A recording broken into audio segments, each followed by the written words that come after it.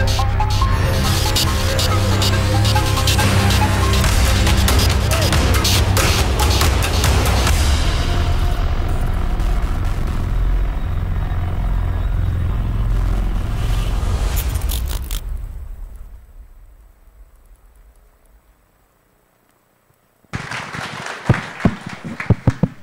right. Welcome to Lock and Load Gamefest 2019, everybody. I'm Matt Wilson, Chief Creative Officer of Privateer Press, and this is the man who needs no introduction, but is our lead developer, Will Hungerford. Hey, everybody. How's it going? So we've got awesome stuff planned for this keynote and for the rest of the weekend. You want to talk a little bit about what's going on? We got a lot going on this Lock. So first off, thank you all for coming and sharing this weekend with us. We hope you have a really good time. I mean, we've got tons of War Machine and Hordes tournaments going on, but we've got really fun stuff. We've got Monster Apocalypse events going on, which has been a long time. We've got Riot Quest demos that'll be happening basically whenever some of us are free to do so. And we've got some really cool narrative events happening at the show, which is one of the things I actually want to talk about is Stormbreak and what's been going on with that real quick to give everybody sort of a cap. So if you haven't followed, we finally decided to tell the story of what's happening to Lael, specifically the Khadoran occupation of Lael and what's happening. So we started with Winter Rampage, and then we did a league, and now everything is ending at a narrative event occurring here at Lock and Load. For you Khadorans, I have some bad news. Y'all boys have been getting torn up, okay? It is looking real rough. Riversmet fell, Merwin is being taken back over, but if you've read the third chapter of Acts of War 3, which is available on our website for free, you know that Khador has been building a skyship, and they filled it with bombs. And our special narrative event is the upper and lower deck of the skyship. Players are going to be taking either the side of Khador allies or resistance supporters as they fight over the skyship, and the events that happen at this show are going to determine what actually happens in the fiction, as we've been doing the entire time. So if you've been following the storyline, if you're a fan of the fiction and you want to know what's going to happen here at Lock and Load afterwards, go to privateerpress.com. Aaron Rudell is going to write the final chapter based on what all of you do here at the show, and we'll see what happens and if that thing gets off the ground or if it ends up crashing. There's some big stakes, though, going on because of the narrative event, right? There's some pretty big stakes. Some people are on that ship in the fiction. Important people. Some important casters are on that ship. Like, some people might die, Matt? There's at least one person isn't walking away from it. Oh, really? Yes. We don't know who yet. That's going to be determined by the outcome of the narrative event. Absolutely, absolutely. So some of your favorite characters might die, and it's your fault. Have fun with that. What else we got going on? Well, as we mentioned earlier, this is the first Lock and Load we've had Monster Apocalypse events at. We have Monpoc tournaments going on. Oz is going to be running Monpoc narrative events. And if you missed it, Monster Apocalypse 2nd Edition came out last year, and it has been absolutely huge. There are more and more Monpoc players coming into the fold. In fact, we have a bunch of really cool pre-releases at this show, but we also want to show you some of the other stuff that's coming up for Monster Apocalypse in general throughout the rest of this year and into early next year as well.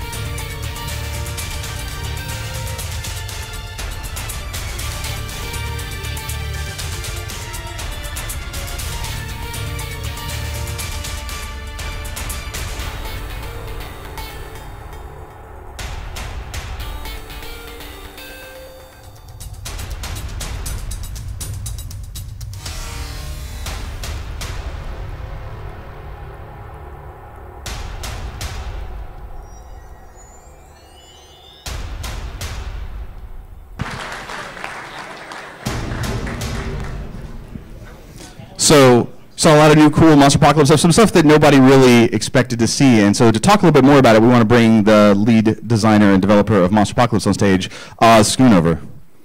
Hey, Oz. Hey. I'm going to not stand in front of the big light. First question, where's my bee? Where's my giant bee monster? Bee. No? There's a bug on there. It's not a bee!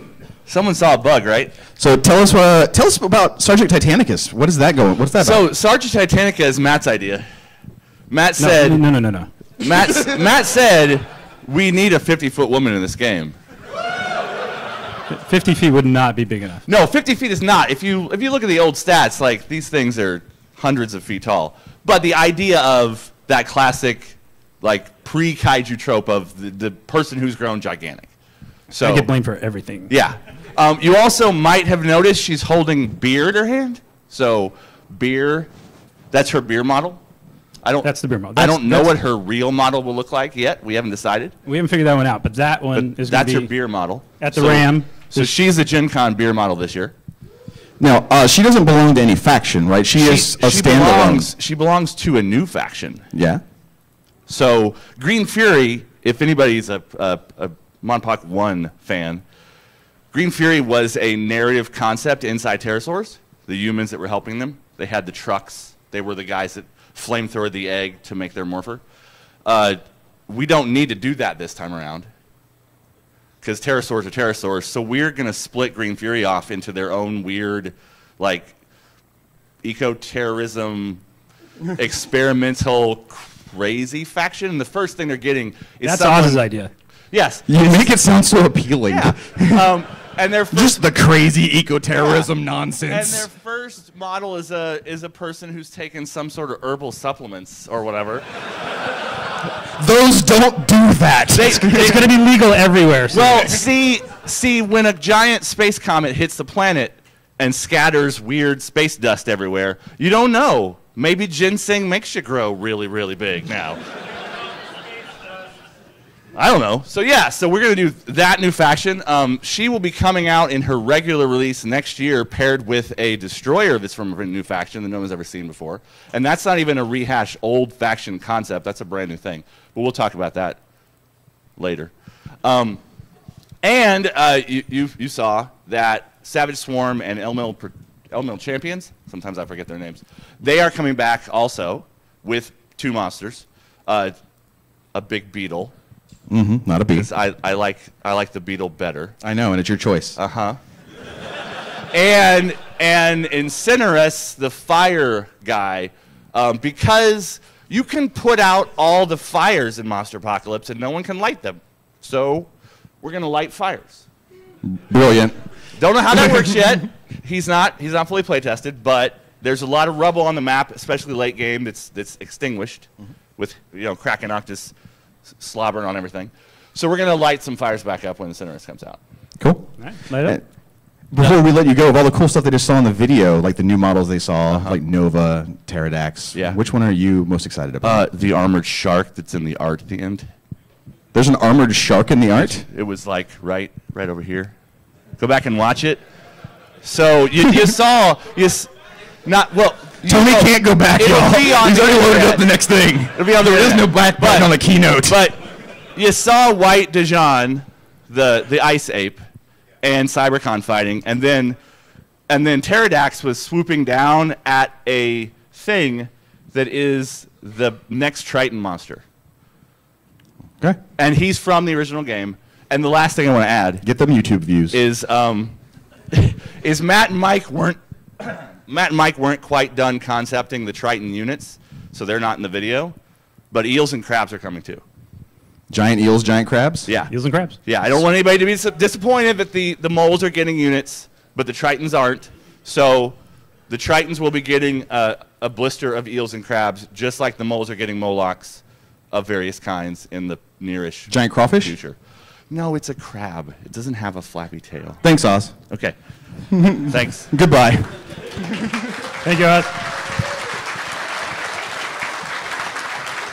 All right, so monsters aren't the only big thing coming. No. The mini crate line, for those of you that are part of it, and a ton of you are, has been super good, and we've been putting out so much new stuff. We're going to show you some upcoming mini crate models, and we're going to show you a new mini crate line that's starting that I am crazy excited about. So let's give you a quick preview of what's coming up for mini crate throughout the rest of the year. All right, let's do it.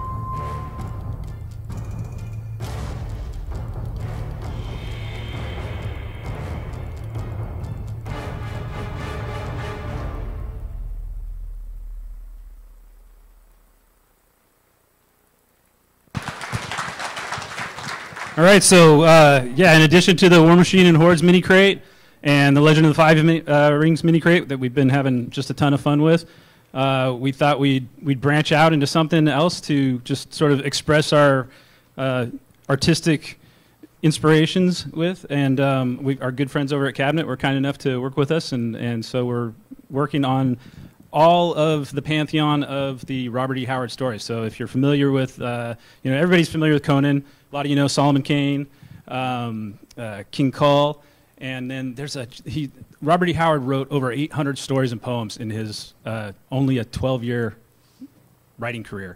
And there's so much there to dive into. So we're starting with those few characters. The first one, Dark Agnes, is somebody who's not really widely known, but she's a fascinating character and she's a beautiful model. King Conan on the Throne is our first VIP miniature for the range, and we're just going to go from there. And we're doing everything. We're doing all the heroes. We're doing the sidekicks, the villains, the monsters, everything from the Robert E. Howard pantheon. It's so awesome. And really cool. I grew up reading all that stuff, and I can't wait to convert every model I have with a King Conan on top of it. Just Dracodiles being ridden by King Conans. Sacrovaults with King Conans on top. It's the best. Now, that will be a third and separate mini crate line. Yeah, the Savage mini crate is its own subscription, and just like all the other mini crates, all the models are exclusive in the month that they're produced, and afterward we destroy the molds and never to be produced again. So, and I think that probably with the theme of Savage mini crate, we're going to do some fun stuff when we destroy them. Yep. I'm sure there's a sword involved somewhere. So what's and if you want to know more, if you want to look into the subscription, the website is going to be live later today, and should be live and operational. But check back probably late this afternoon, early evening, and it'll all be good to go.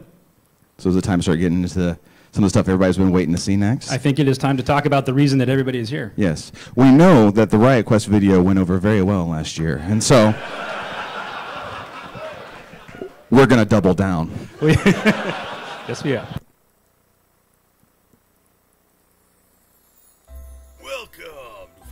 realm of wondrous magic and marvelous technology, where heroes are born and legends are forged. Then one day it all went to some bad decisions came back to bite humanity in the Tukas. Big cataclysm.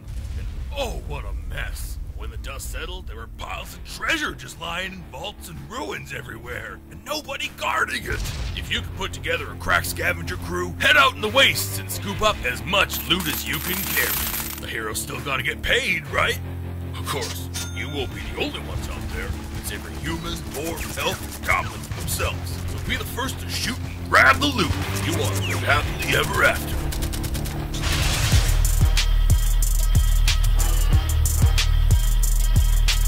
Riot Quest is a fast-moving, highly unpredictable skirmish board game where your crew of heroes battle for loot against rival scavengers across a dynamic battlefield with constantly evolving scenario conditions. In the arena, your heroes can grab coins dropped by knocked-out opponents, plunder pop-up treasure chests, and cash in on a multitude of bounties. And all that loot can be spent to buy riot gear so you can kit out your crew and get more loot.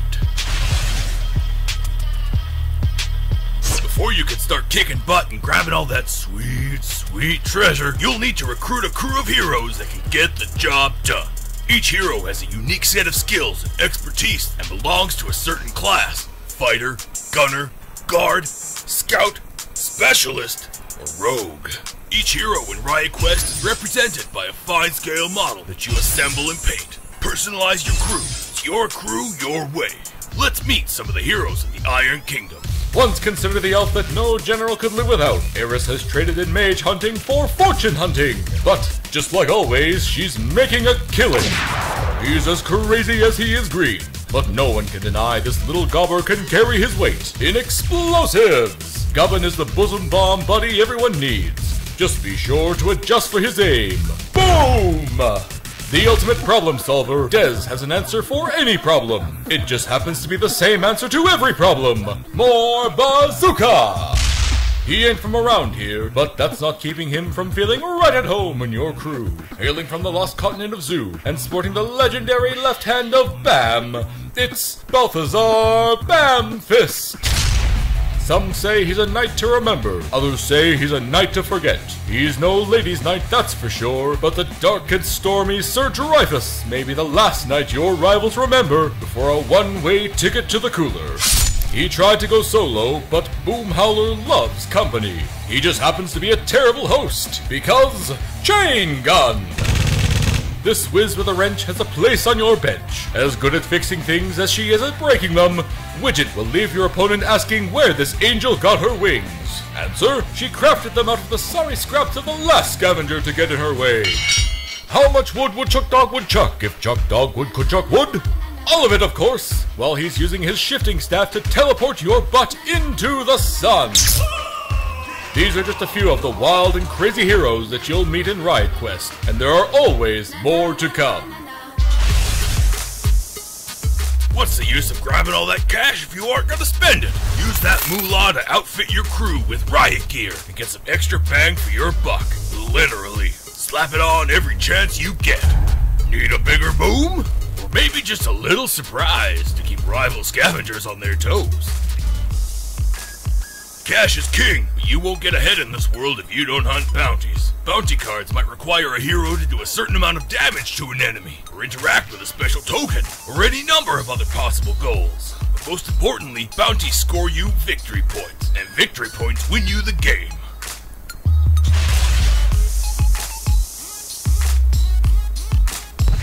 When a model is knocked out, spawn in one of your eager crew members waiting on the sidelines. Just remember that you don't actually know where your hero is going to spawn. Oh! But wait, the knocked out hero isn't out of the fight. She just needs to chill in the cooler before getting back in the action.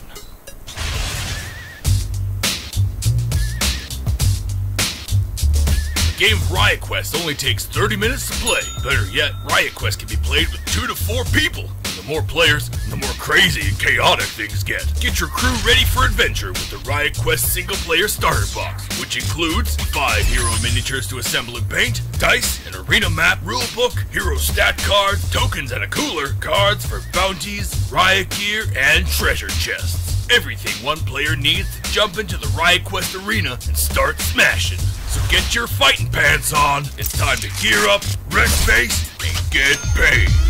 And shake your body, get the party going on.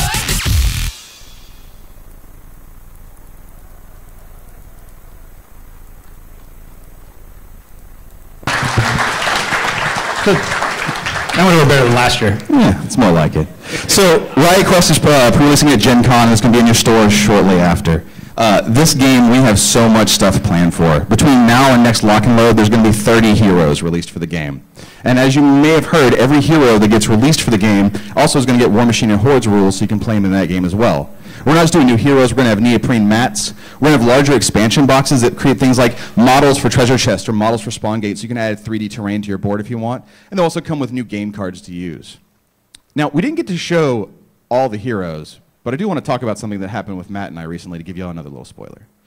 So Matt and I get sit in a room, and Matt's like, give me some pitches. I'm like, all right. So first I'm like, what if it's the end of the world, right? So what if we had like 4 Nayslayers dressed up as death, war, famine, and pestilence? And they're on one base, and we call them the 4 Horsey Mans. And Matt goes, I love it, let's do it. I'm like, oh. And I'm like, all right, well, have you heard about Chuck Dogwood? And he's like, what's that? Well, let me tell you. So I explained Chuck Dogwood. He goes, let's do it. I'm like, oh, okay. Then I went home and drew it. Yeah. And then I'm like, all right, well, let's see if this will go through. I want to take Helga, and I want to give her like a biker outfit and a spiked bat, and then put her on a giant Pharaoh motorcycle and call her like, I don't know, like Helga on Wheels or Highway to Helga, and then like give her Warlock rules. And he's like, let's do it. And I'm like, oh, God. He just said yes to everything. So look forward to a lot of Riot Quest previews coming up. We have tons of heroes, bigger box expansions, and maps coming out. And no matter what faction you play in War Machine and Hordes, you're going to get a model that you'll be able to use in your armies as well. What about the organized play model? Oh, yeah. And so like we do with Monster Apocalypse, where the organized play model is a resculpted model you can use in your normal games, we have organized play coming out in a few months called Throwdown. And with it, there's going to be a blinged out model that you can win for winning the event, which is basically one of the normal heroes that are available that are all sort of like carrying all the loot, and they've got a crown and scepters. Basically, they've won, and it's a representation of you winning. So we're trying to make our prizes something that you can play with and that you can display proudly in your games. All right, so that's a wrap, right? Yeah, we're done. All right. No, nothing else to talk about. Don't clap, we're lying. Obviously, we need to talk about what's going on with War Machine and Hordes. Yeah, what do we got? What do we got releasing this weekend? Well, I mean, everybody's been hearing about this little thing called Infernals. And Oblivion, the box set, is right around the corner. And in fact, you know, Infernals are going to be available in the store just after this ends. So we figured we would sort of recap everything that's going on with the Infernals, with the Oblivion box set, and there'll be a few little interesting bits sort of sprinkled in this video. So pay close attention. Some things might blow your mind. Yeah, here goes the neighborhood.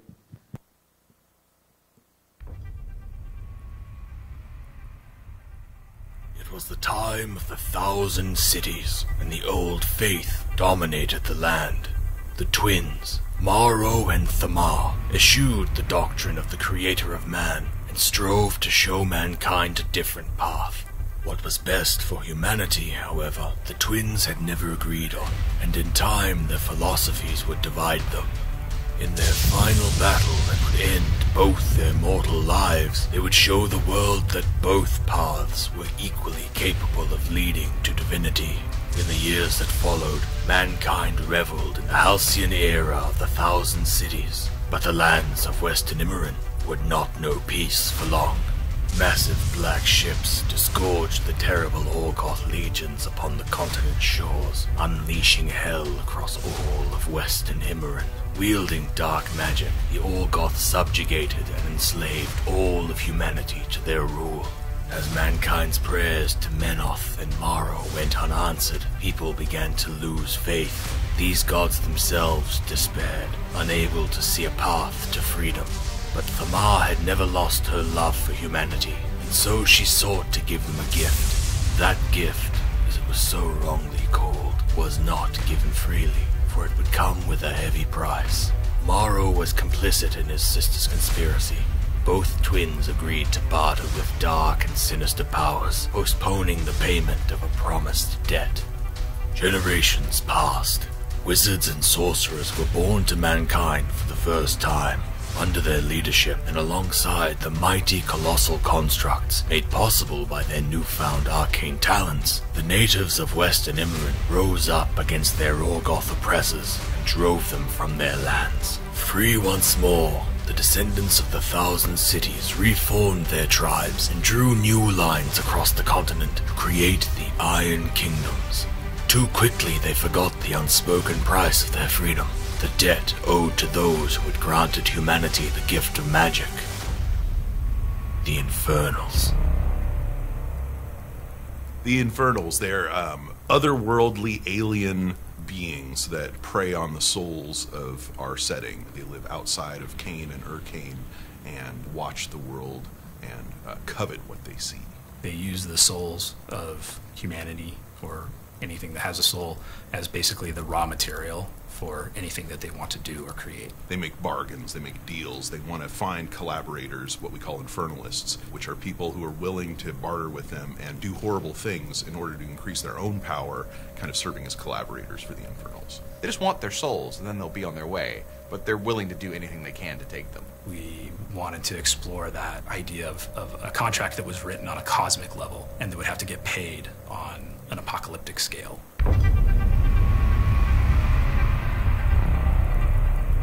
Infernals are really, really different than anything else that's ever been in War Machine.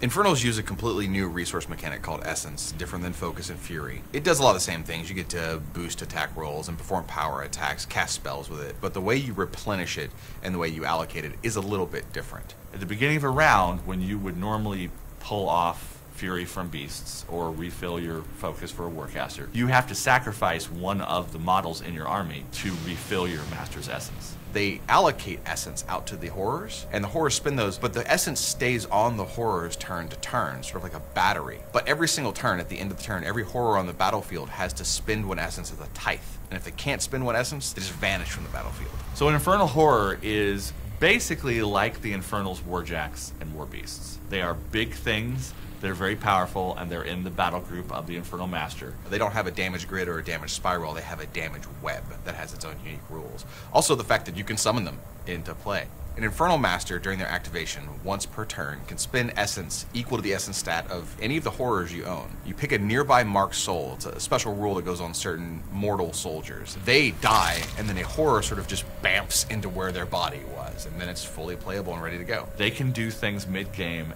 as responses to what you're doing by bringing new models on the table that normal armies in War Machine can't do, so you have to be on your toes when you play against them because of all the tools they have.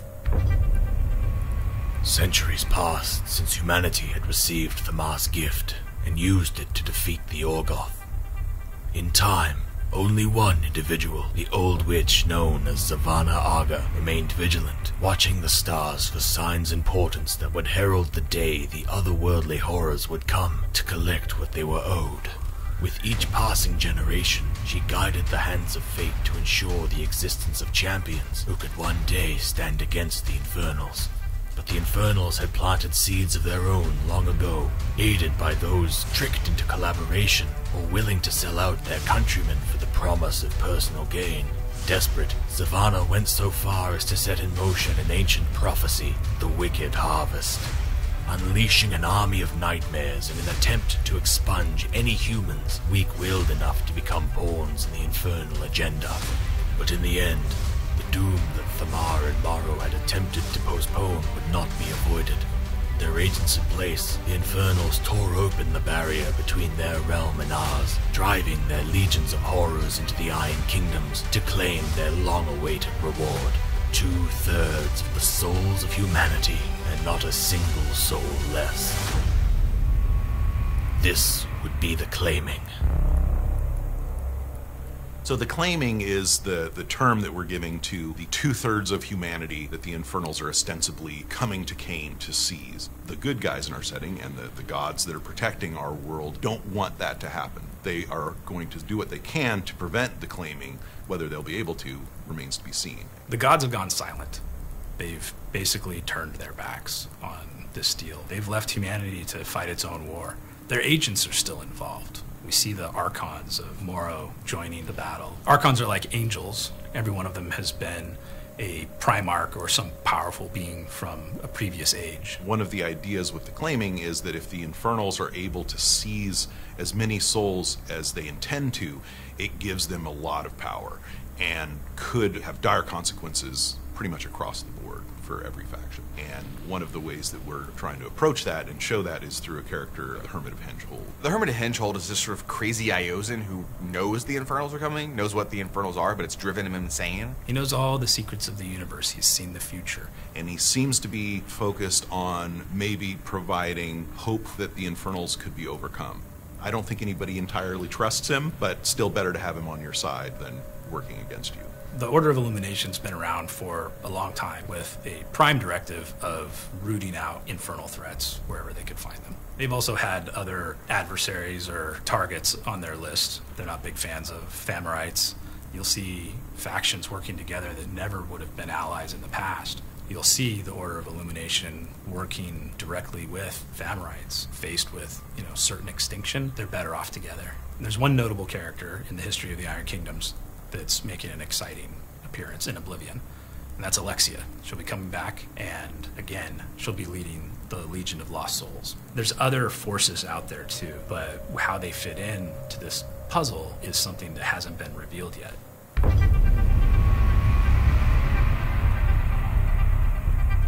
Oblivion is nothingness. It's to be erased from the universe. Oblivion's a brand new box product from War Machine and Hordes, and it is the story of the Infernals showing up and trying to take over all of reality. In the box set, you get a Hermit of Hengehold model.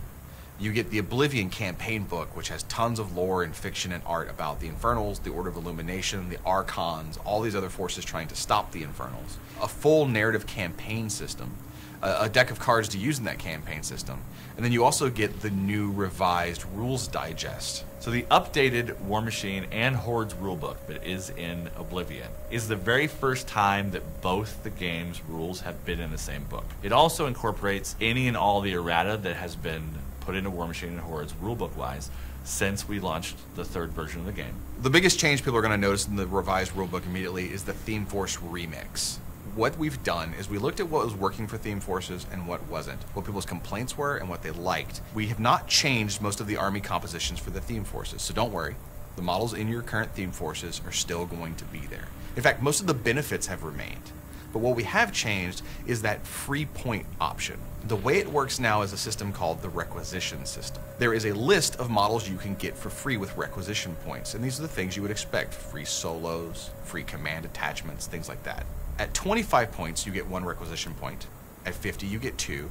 And at 75, you get 3. Each requisition point can be spent on one of these free options. So you don't have to make as restrictive of choices about how many points you're including of certain types of models in order to get free models. And that is a big, giant difference in army construction and how you think about building armies for War Machine. The Oblivion narrative campaign is for 2 to 4 players, and you're basically going to take one of 2 sides, Guardian or Corruptor. And this campaign lets everyone tell their own story as they're playing with everyone else. And it creates these branching paths and these storylines that all intertwine until ultimately they all meet back up at a big finale event where one agenda wins the entire campaign. We're going to do other seasons that use the core rules of the Oblivion campaign and introduce new branching scenarios for players to play. We've never seen the world of the Iron Kingdoms change on such a fundamental level as we will with the introduction of Infernals and the Oblivion campaign. I'm just excited to see where things go from here. There's so many possibilities. I'm interested to see who lives, who dies. Do the Infernals win? Do they lose? Like, what happens now? This is a massive invasion of the Iron Kingdoms from an alien horror race. Like, where do we go from here? Oblivion is going to change everything. For over 700 years, scholars and theologians have debated the true origins of humanity's arcane gift. Some say the twins hope to defy the Infernals their payment, and that the Infernals moved too quickly for them to intervene. Whatever the excuse, the horror is worse than we could ever imagine. We are on our own. Though the contract was agreed to without our consent, humanity has benefited from the infernal gift, and we are now obliged to pay the price. Unless, of course, we don't. We can refuse to meekly surrender. We will not give our lives and souls for a gift we did not ask for. We owe no debt to gods who have failed us. We will not pass quietly into oblivion. There is still hope.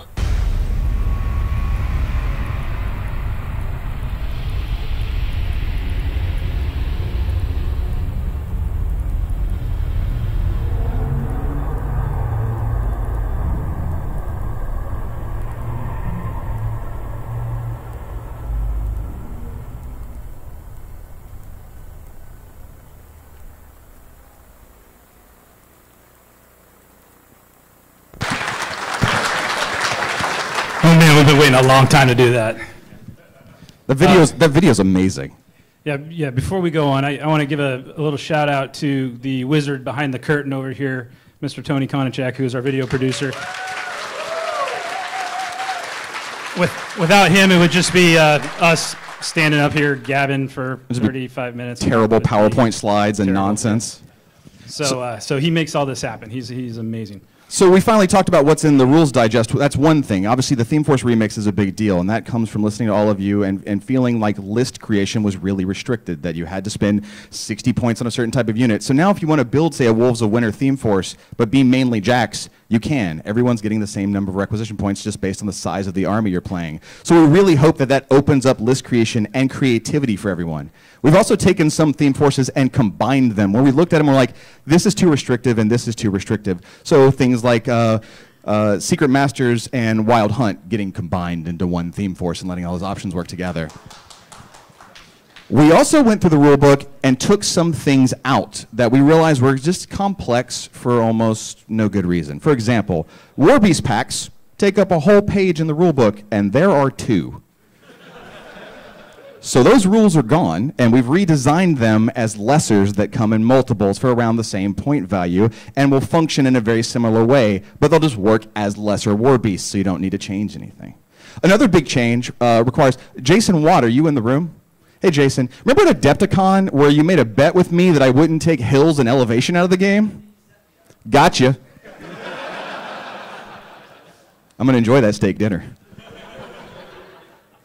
So, but what was the Cirrus symbol up? We got a bunch of stuff coming up for Cirrus? A little nod to Cirrus there at the end. So definitely we've got some cool Cirrus stuff following the Oblivion block of content. Yeah. And it's pretty mind-blowing stuff, too. Yeah. So you're going to see some stuff happening with Cirrus in direct response to the Infernal showing up that you will have never thought you'd have seen. People joining the Cirrus cult that you may have never thought you would have seen joining Cirrus.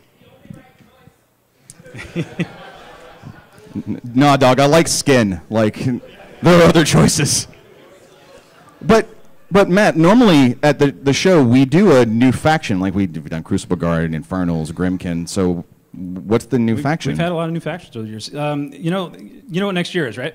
That's the 20-year anniversary of Privateer Press. 20-year anniversary of Privateer Press, which we are going to blow out here at Lock and Load next year.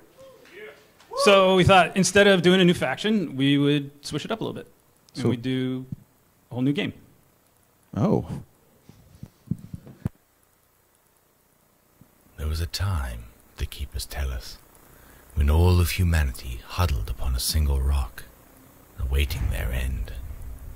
The only world our forefathers knew was laid siege by an unstoppable horror. But the heroes of their age rose up and sacrificed valiantly to hold back the darkness, until the great machine opened a path to the stars, and we have never looked back.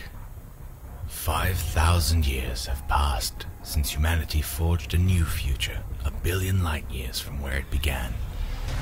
We fought the architects to share their space. We fought their guardians to master the void gates that connect our worlds. We unlocked their secrets to a new form of Mechanica, and then we used it to fight each other over the 1,000 worlds we had spread across. For it seems there's no planet, system, or galaxy big enough to satisfy the appetite for conquest that our kind possesses. But alas, it may have all been for naught. The keepers warn us that the galaxy is dying. Too much have we plundered from Sirius, and yet more is stolen every day. Eventually, the vital essence that connects our worlds will be depleted. The life force of our planets greedily harvested to feed our machines. And even now, a darkness lurks on the fringes of our existence, promising the doom of man as we hurtle toward our moment of weakness. The only hope for humanity will once again be put in the hands of the heroes of our age. The Warcasters.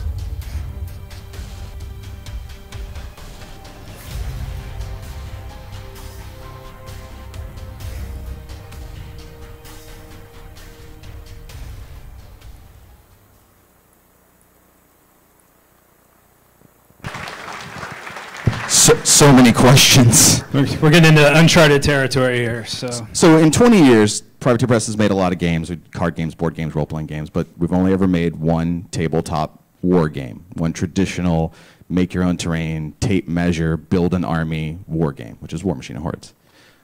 Warcaster is the second ever tabletop war game that Privateer Press is making. Now, Matt, is this just War Machine in space? It is. It's not just War Machine in space. I'm sorry, there's no space elves. Okay. So we're not just transporting the Iron Kingdoms into space. It's not that. So sorry. No knife ears. No. at least not on skinnies. But it's Warcasters are upcoming sci-fi miniatures war game. It's set 5,000 years after the Claiming in a star system on the other side of the universe from Kane and the Iron Kingdoms. Mm-hmm. So. It's not the Iron Kingdoms, and it's not it's not the. In fact, it doesn't even, magic doesn't even exist there anymore. It's they've got a new technology, this neo-mechanica that we're exploring, and that plays into a lot of different mechanics and the rules.